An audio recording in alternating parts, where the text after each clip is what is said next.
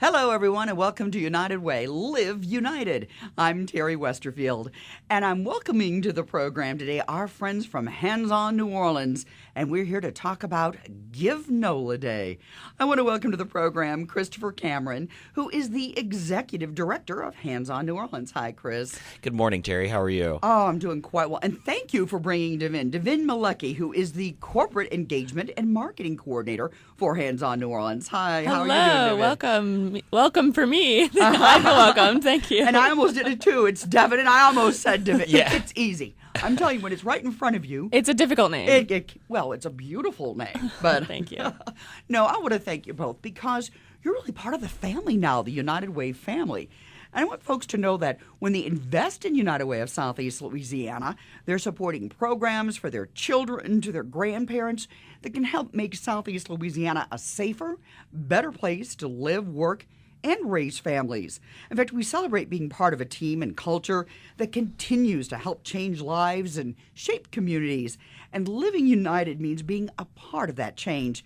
It takes all of us to give, to advocate, to volunteer, because change can't happen without you. And that is exactly why United Way of Southeast Louisiana and Hands On New Orleans have teamed up.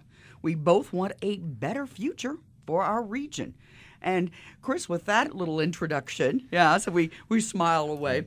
We do. We're friends. We're partners. We're sharing the building now. Let's talk about how this all came about. Absolutely, Terry. It's actually been a result of several years' worth of conversations, looking at all of the impact that United Way is doing, all of the communities that it's supporting, the changes that it's making in New Orleans. On the same end, what Hands On was doing in terms of really managing direct volunteers. And we realized that our purposes align. We all want New Orleans to be a safer, healthier community. And there are lots of different ways that we can all personally make that happen, whether it be giving your time and talent through a direct volunteer experience, whether you're able to support through making a contribution to United Way. There are just so many things happening in our city, and there's so many opportunities to get involved. We thought, hey, why not? This makes a perfect marriage. And I know that when United Way, it was before Katrina, we had just come out with some of the co-branding and ideas that it really should be about give, advocate, and volunteer. And what we were always lacking as working with other partners was to have several someones, an agency, a partner who could help us with all the volunteers that were coming through at that time during our rebuilding stages. So we had many partners that we'd worked with in rebuilding and otherwise, but the need continues. People want to come here. There's so much work that needs to be done. And there's also a little something that we're going to call voluntourism. Many people want to come to New Orleans. They still know that we need help, and they want to be part of that rebirth and that renaissance. Absolutely. And I think that from our experience, especially last year, for example, we did 194 projects over a calendar year, engaged just over 2,200 volunteers. And those are both local people who are looking to get more involved in their community. There are the voluntourists. These are the people that are coming in for business meetings, conventions. And still, overwhelmingly, people are just so surprised at the need that's still out in our community.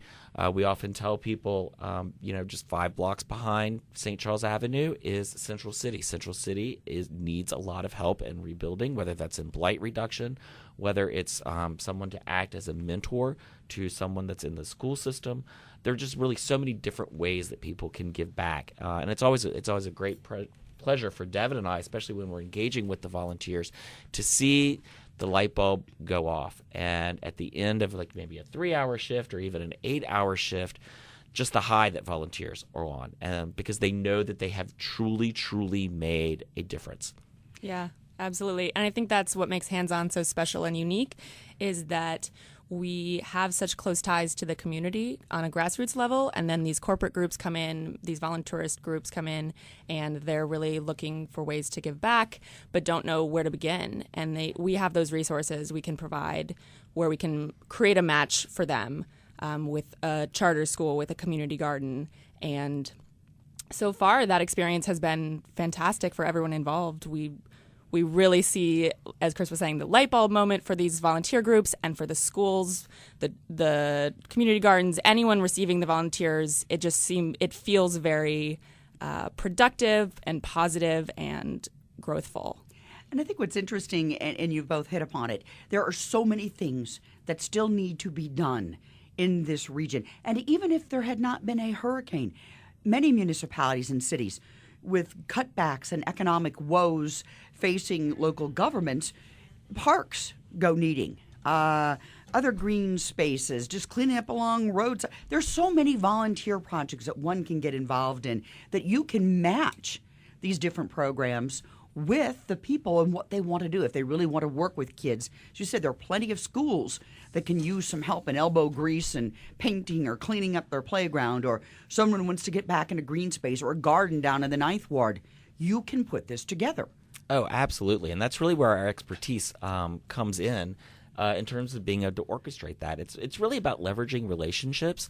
Part of the power of our model is that we truly are a grassroots organization. So we are listening to neighborhood associations, working with the people, working hand in hand with them to say, what is going to improve your block? What is it that you need? And that's beyond the larger plans of, what are we going to do with the overpass? When is that going to come down? What's happening with the hospitals? Those are things are larger picture, right? But the ability now of the partnership with United Way gives us to make those meaningful changes to the residents in a way that makes sense for them. And then maybe they just need a little, kind of some heavy lifting is what we call it. Let's do the heavy lifting project. And then after that, overwhelmingly, neighbors will come up and be like, I'm so glad you've just reduced blight. I will commit, or my church may commit.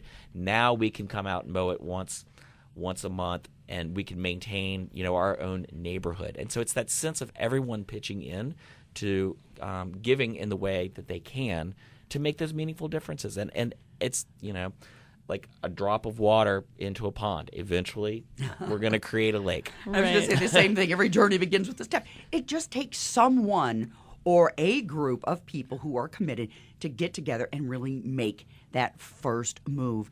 And I think you've hit it right on the head there, especially when you talk about blight. That is one of the things that we hear so much about from so many, and that it can start to really ruin a community. And people eventually kind of throw in the towel and give up. It doesn't have to be that way. And it can be organizing groups, and I know that's your expertise. And Devon, maybe you want to weigh in and what you can do and how you've helped. Yeah, I think what Chris is saying is really important. Sometimes it feels really overwhelming with volunteers.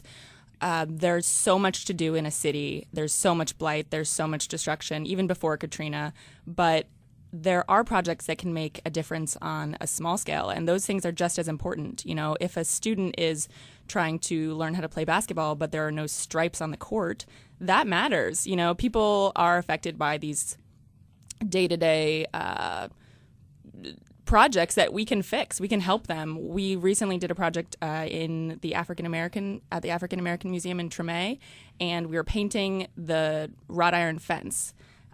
It had been completely rusted and was degrading, and we were giving it a fresh coat of paint. And so many neighbors kept walking by, just saying, "Thank you so much. This improves our community. This beautifies our community." And those things might not be life altering, but it's a drop in the bucket, like Chris was saying. We do so many projects like that. We build so many things for picnic tables, picnic benches, small scale things that make a big difference over time. Sure, when you're trying to pull the community together and have a space where you can gather. And to feel pride in the space that, especially charter schools, a lot of these schools are facing a lot of issues with beautification. And that's something that I really care about. I think that going to school and learning in a beautiful space, it really makes the difference. It inspires you. It's inspiring. It's hard to go to school and feel inspired when you're staring at a gray wall with no windows.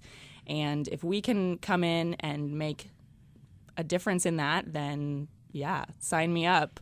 Let's all get involved. Okay. Well, it sounds like Chris has already signed you up. Share your story with us, if you don't mind, Devon. Sure. How did you get involved? How did I get involved? Well, I'm an AmeriCorps Vista. That's Volunteer in Service to America. So what that means is that you make a year commitment to a site. In this case, it's Hands On New Orleans. It's a federally funded program. And I moved here from New York in July. So I'm a newbie to the city, but I've fallen in love, as most people do, I think. And I always felt a draw to New Orleans, even before Katrina. But then after Katrina, being so, I was in high school. It felt very far away from my life, and I wanted to get in on the ground level and see what's actually going on.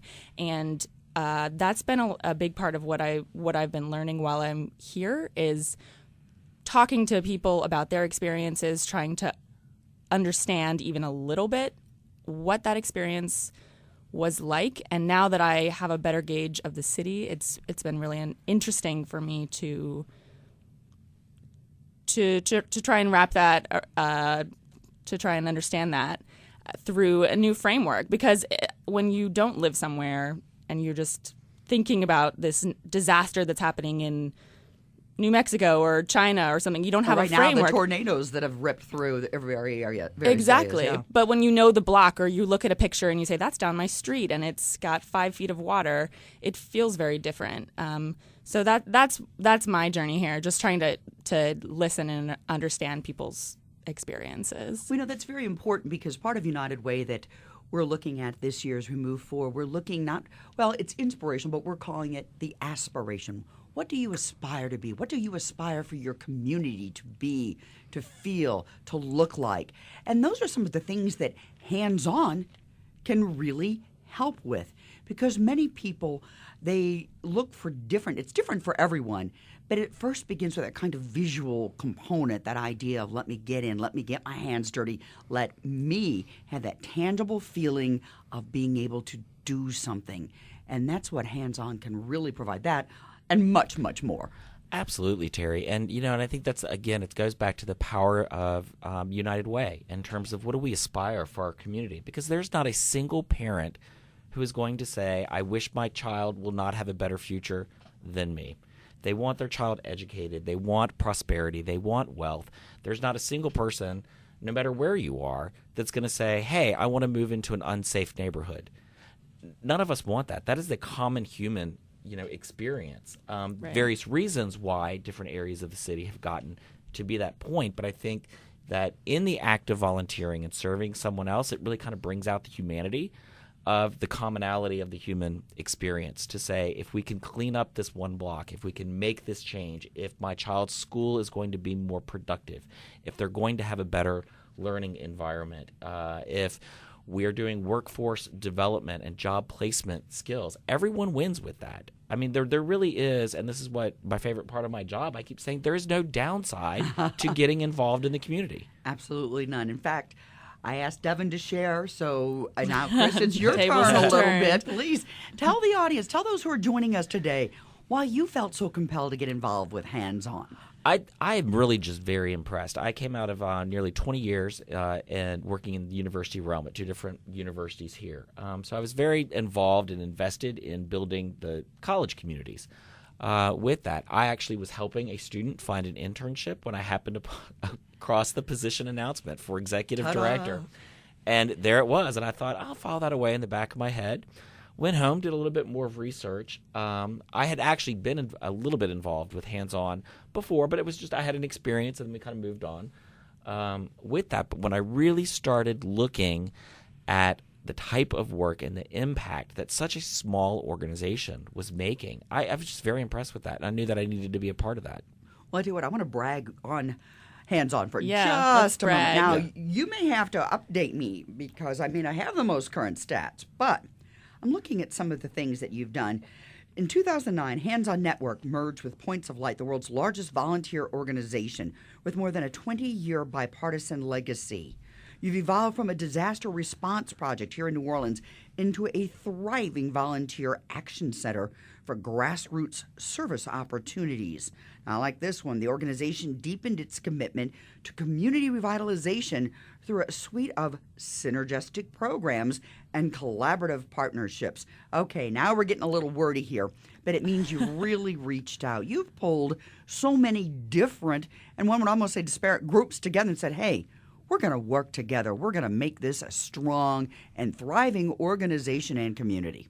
Absolutely, Terry. And, the reality is that nothing really truly happens without a collaborative effort. And so it's easy and I think anyone who's ever worked in a rigid hierarchy in a workplace will understand that it's easy to get into your silo.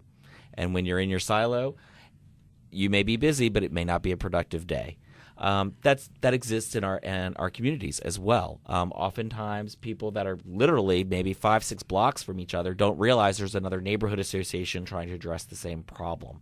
And that's where the power, I think, of hands-on comes in to really kind of take that broader view, act as an umbrella group, not wanting to take over or try to run anybody else's mission, but to say, hey, we're all kind of working on the same things. And if we can pull your expertise into this project and your expertise, then we get that synergy, we get that collaboration, and then everyone, again, ends up as a winner.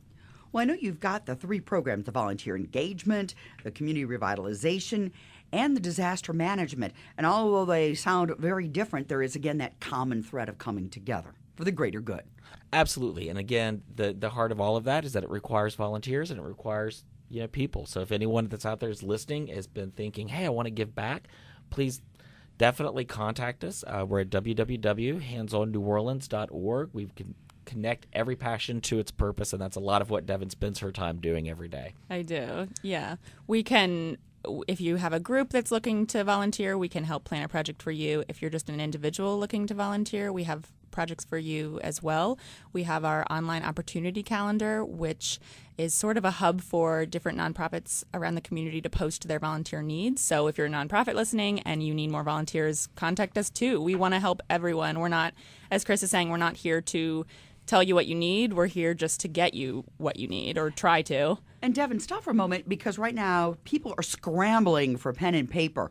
Give that web address again, because I can hear somebody or think of somebody saying, oh, I need that web address because I'm going to go find out what I can do. It's www.handsonneworleans.org.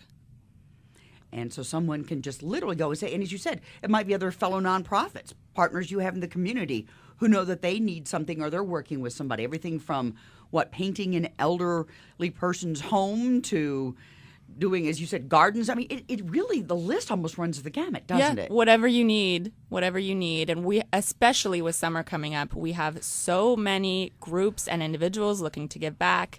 This is the hot season. So if you need help, let us know. We would love to help you. And is there one thing I think that people might want to know, is there an age requirement?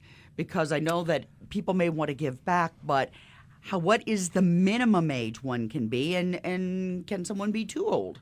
Or do you find different things for those to do on each end of the spectrum? Sure. Many of our partners do have age requirements. So, for example, any of the home rebuilds, the minimum age is going to be 16. Ideally, you're an adult at 18, just given the nature of the work. A lot of our community garden partners, those are great kid-friendly events. People will bring 3-year-olds out, 6-year-olds out, 8-year-olds out. And so we can always find a role, for that. And we think it's just a great opportunity, especially parents, to role model giving back, to the community with their families with that. Typically if it's a hands-on managed event, 13 is typically our ideal begin age, if you will. At that, because a lot of what we're doing is some very simple construction and build designs, so it's more appropriate, and the teenagers love it. Every now and again, we will give them a sledgehammer to go demolish something, so that's always really a lot of fun for people with that. And then, there is no maximum age limit. We understand that everyone has got skills and talents, and they're looking for opportunities. Not everyone is a blood, sweat, and tears kind of volunteer, as I like to call it. A lot are, though. Yes. I've seen some. Yes. No, but I have to ask, when you were talking about the building and the blood, sweat, and tears, you have a lot of people who may be listening who call up, and we hope you do. We hope you go online and register. But I would think, and please correct me if I'm wrong, that if we have those who are out there, these skilled folks who are maybe plumbers or electricians or involved in the trades, is that something you're looking for as well to help you in some of your projects, or is that kind of a whole nother venue there? Well, we never turned down a skilled volunteer. Okay. Let me tell you that, because honestly, it just makes our job a lot easier when we have somebody out who already understands the lay of the land and the lingo, and whether we are trying to, put in, install an ADA ramp, and we're trying to talk to people through about, this is so critical, you've got to level this correctly, you've got to sync this post, you've got to quick create it in. We've got skilled volunteers. It's like we speak the lingo and we can just move straight on through. And get to do it. I'll tell you what, it's, again, Hands-On is just such a remarkable program. Anybody who's listening today knows that volunteers helped rebuild this city. Again, don't want to put you on the spot. It's my mistake here. I was trying to pull. I'm still one of those who, I hate to say it, kills a few trees. I print off things. I keep my notes handy. But what I didn't was the dollar figure that many economists and locals have assigned to just what volunteers brought here in terms of the dollar worth, the magnitude. And Devon's like, I know this one. Devon, help me out. Answer. Help a girl out. Well, I don't know about the economic impact in terms of the whole city, all different programs, but Hands-On in particular, since 2006, has saved the community an estimated $13 million in volunteer time. So those are people that would normally have to be hired to do jobs, but volunteers are obviously volunteering their time, and that saves everyone a lot. Especially those who just couldn't afford it. I mean, so many people lost everything. That is truly, truly amazing. And that's still the case. That's still the case with charter schools, with, community gardens, everyone. They might not have the funds to reach out and get that new playground built or their cafeteria repainted.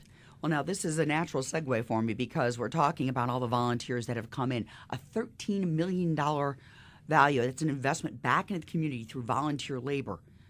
But that's money that was, remember earlier in the program, I said you can give, advocate, or volunteer. We're also asking people to give because you can't continue operating and with the volunteers and all that you're doing without the funding. We're partners. We help support each other. But even if we had a couple $100 million, we can't scratch all the problems that need to be solved, the surface out there. So, very important day is coming up soon, and I want to talk about Give NOLA Day, so please, Devon or Chris, weigh in. Yeah, Give NOLA Day is coming, and it's awesome. It's on May 6th. It's a day of giving supported by the Give NOLA Foundation, GNOF, and on this day only, it's from midnight to midnight on May 6th. You can make a donation to a nonprofit, hopefully Hands-On, and your donation, if you make at least a $10 donation, it will receive a little lanyap. So that is an added bonus. If you're thinking of giving at all in the next coming months, then May 6th is your day.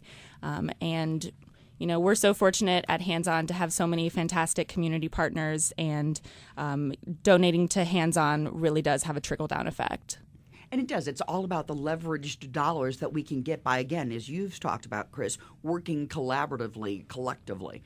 Absolutely. And I think that it is so important, especially with our model in terms of the breadth of projects that Hands-On is making an impact on. We're doing a lot to support school infrastructure. Right now, the rebuilding of new schools has been slow. It's been tedious. I know that especially many of my principal friends are waiting for their new buildings so that they can really have an environment. But in the meantime, there's still that need, so that we're really kind of impacting those areas. We've been doing a lot of work in blight reduction. In fact, we will be doing 2 weeks worth of blight reduction only in Central City.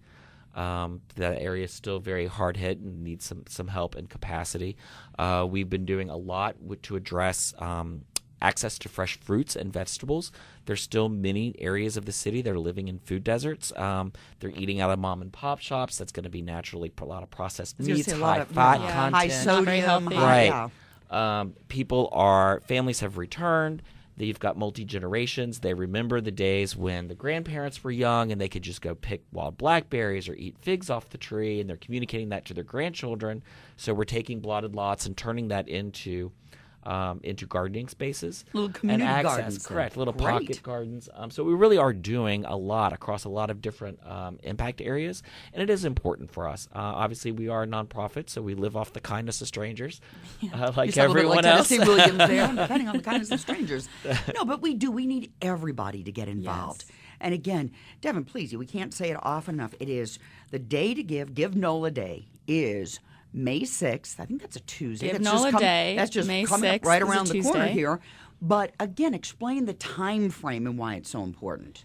Yeah, so if you go to givenola.org, anytime from midnight, so 12:01 to 11:59, you can donate. And there are all kinds of prizes throughout the day, depending on when you donate. That gets a little too complicated, so I wouldn't worry about that. I'd say just give anytime that you can if you're able. If you're not able, if you can volunteer, that's just as important. But May 6th really is an important day for Hands-On. We really do, as Chris said, count on the kindness of strangers and really do look forward to hopefully earning some money that we can then reinvest in the community. And it is, because everything is reinvested. As you said, your salary is being paid by a federal. I mean, everything is going here. Talk about operating lean. Yes. Yes, you all really, really, really do. Yes. And this, with Hands-On New Orleans, all of that impact, there are 2 full-time professionals, and we have the support of 5 vistas. So that's how we understand the importance of operating lean. We don't do a lot of frivolous spending. In fact, none at all. With that, because the impact that we're trying to make is too important in the community, and that really kind of just reflects, where our heart is and where we believe in the city of New Orleans. And we think that, especially with Give NOLA Day, it's an opportunity for others to express their belief in the city and the work that everyone is doing, and so they can give to United Way or Hands-On New Orleans on that day. Yeah. And it's, again, we can find out what people aspire for their community, for their block, for their neighborhood. Right. And this is the thing I want to mention, too. I just want to throw this out as a little remembrance here. Folks, if you want to tell us about what you aspire, what do you want for your community region, please go to the United Way website, and that's UnitedWaySela, SELA.org. And you can click on there because we have a number of community conversations that are coming up, where people that you may have volunteered with Hands-On or others. Let us know what you aspire. We want to hear from you because, again, we work together to make this a better place to live, work, and raise our families. Yeah. And May 6th is really a day for everyone to come together and show how much they love New Orleans. And I know that is a lot. Just being a newbie, I know how much this place means to everyone who lives here. So this is a great day for that. Is there any way you can give me kind of maybe one more figure? Because we talked about the $13 million investment in labor in terms of volunteerism. But I'm also thinking about just, my goodness, what else? And that you've leveraged and how you have made things work for us. Since our inception, we have engaged over 36,000 volunteers who have served over 600,000 hours of service. We have operated all throughout Orleans Parish, and then also into Jefferson, a little bit on the North Shore, especially in St. John after the last hurricane. So we are a multi-regional impact kind of area. And when you give to Give NOLA Day on May 6th, and along with the partnership you have with United Way and others, it could soon be that maybe we'll be able to beef things up and move a little bit more. Maybe we'll even be able to have more than 2 full-time paid. As I'm looking at Chris. Yes. And I think that would be nice. I would like to sleep at some point. I always ask, Yeah. Chris, do you ever sleep? No, he doesn't. I want to thank you both so much Thank for you coming so today. much. And especially for coming to our city, because, Devon, we hope more great people like you come, they make this their home, and they continue on the path to all the wonderful things that you are providing the rest of us. So I thank you very much.